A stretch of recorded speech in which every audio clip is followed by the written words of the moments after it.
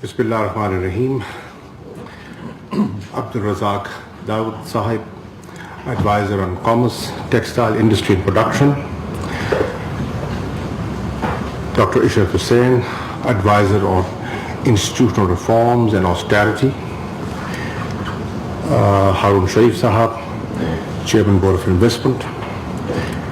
Federal Secretaries, Ambassadors, ladies and gentlemen.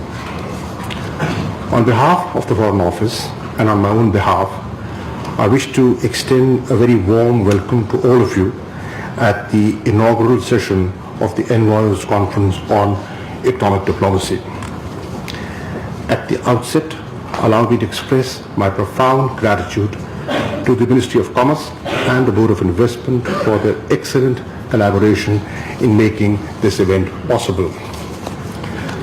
A very special thanks to Abdul Razak Dawood Sahib and Chairman Harun Sharif for their role in envisioning and executing this joint endeavor.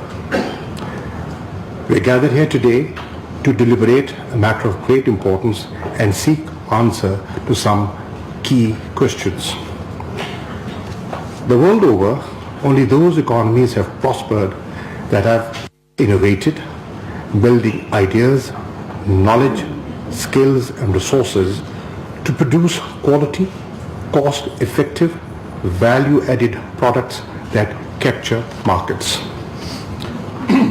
Only those economies have forged ahead that have been receptive to ideas and innovations and are adept at tailoring them to their own needs.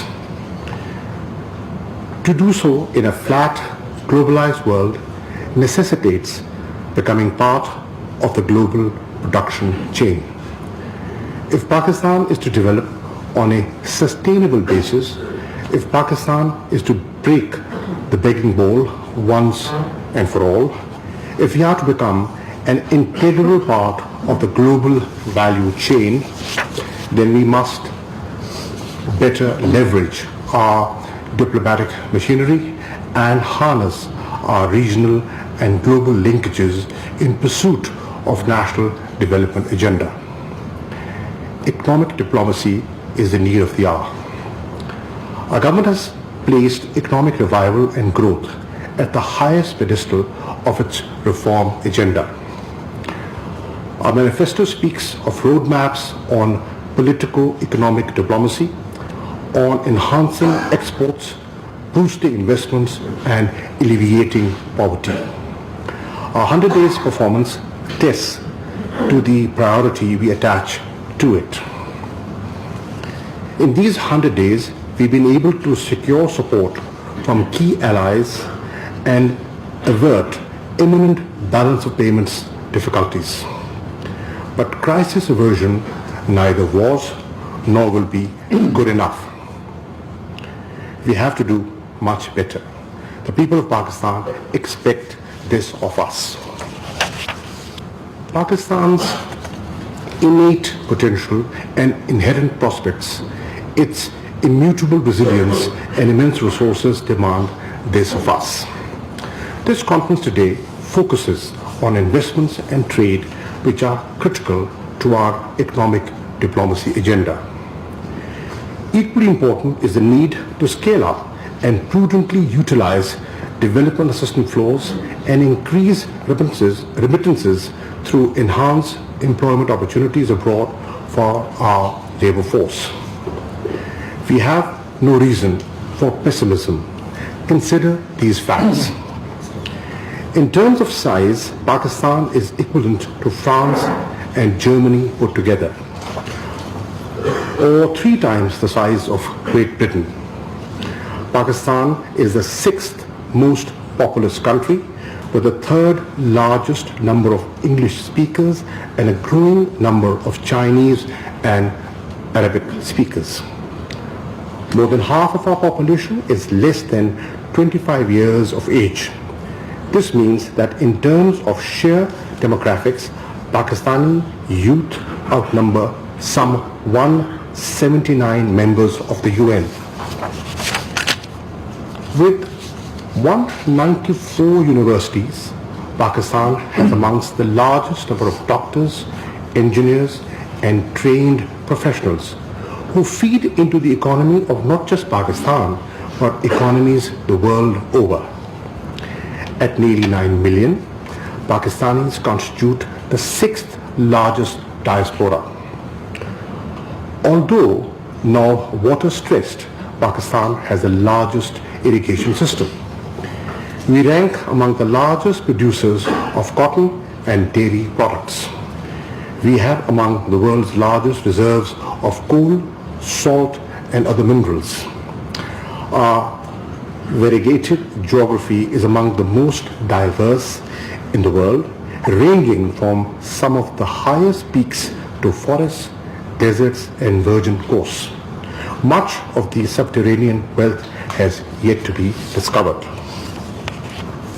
Finally, in a critical part of the world, Pakistan affords overland route to three key regions and economic powerhouses: South Asia, Central Asia, China, and the Middle East. In terms of purchasing power parity, Pakistan is even today the 26th largest economy in the world. PricewaterhouseCoopers projects Pakistan to become the world's 20th largest economy by 2030 and the 16th largest by 2050.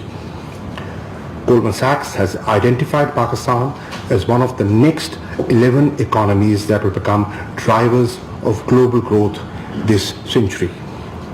And Pakistan is projected to be the next big thing in international tourism. Following exchange rate adjustments, our exports have been picking pace. Our GDP is expected to cross the 38 trillion rupees mark this year. Pakistan is host to some 200 multinationals operating in almost every sphere of economic activity that have seen good profitability. In the next phase of CPAC, a chain of special economic zones is set to be established across the length and breadth of the country.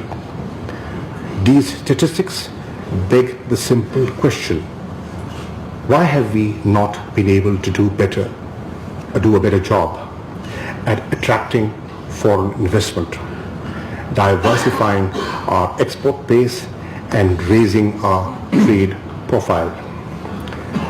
They challenge us to find ways and means to power up our performance by taking all measures necessary to rectify the deficiencies. Unarguably, comparable countries with a smaller base have done a much better job. Unquestionably, the war on terror, the security situation, and the chronic energy deficit have taxed our economy and diverted our attention. But these are now past us. A more promising future beacons, provided we prepare for it. I cannot claim to have all the answers. Perhaps no one can. While we need to put our heads together to maximize the outcomes and synergize our efforts, allow me to share my three key messages with you.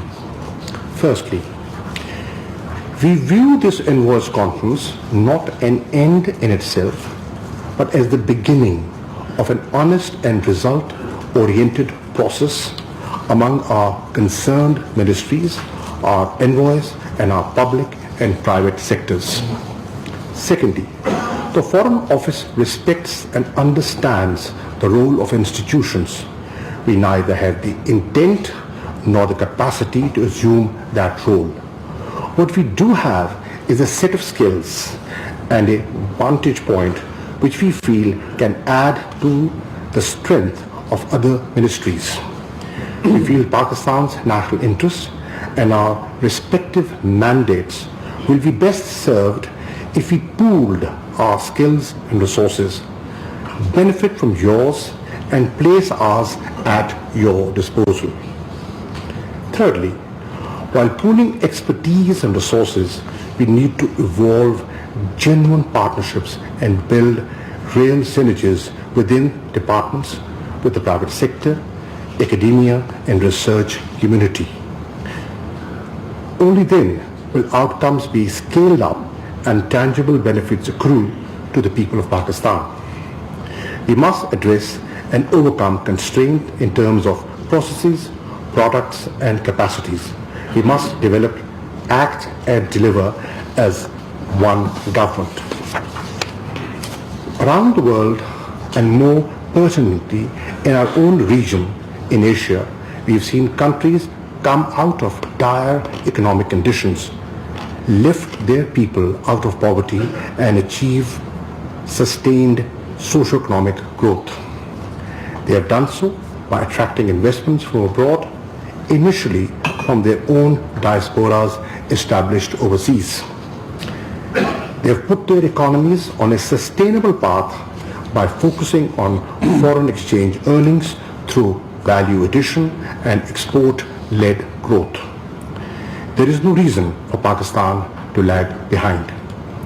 I'm confident that this conference will be able to produce insights and come up with an action plan of implementable recommendations.